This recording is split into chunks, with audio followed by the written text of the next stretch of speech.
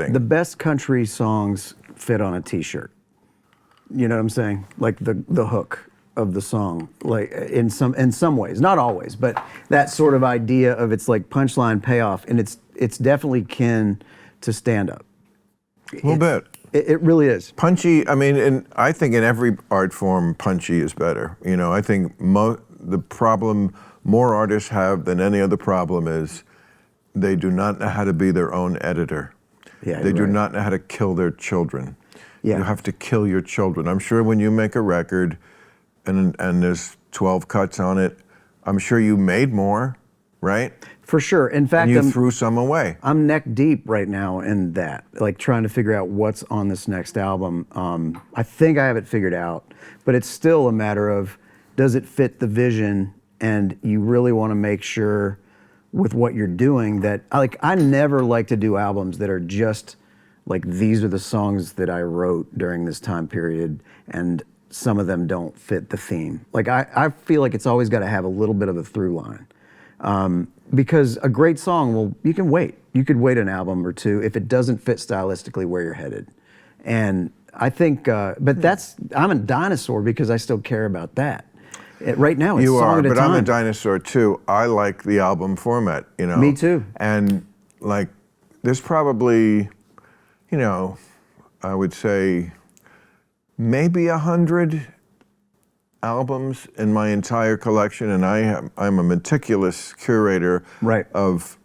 This goes back, I mean, I started listening in the late 60s. My early favorites are from when I was 12 years old in 1968, so that's when I first was into music. Yeah. But that's some amazing music from 68, 69, 70. Yeah. Okay.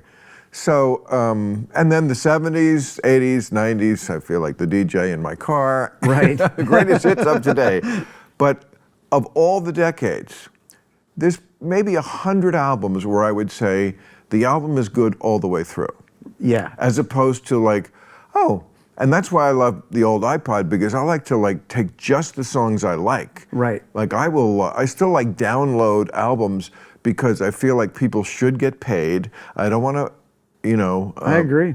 I'm sure you do. Well, and even not in my standpoint, it's like, it's still about, it really is about these people that worked on them, and also just the idea the art existed in that way, and it's just, it does feel like a butcher cutting these things up from time to time. But you know, the old country stuff to me, when, you know, you're talking about that old stuff, that's what I was raised on. I was raised on George Jones, of course, and I can Merle Haggard, Buck Owens, all that. And right, and there's, I don't know what instrument it is, but there's some instrument that makes me just think of that fucking kid from Deliverance. Well, there's banjo.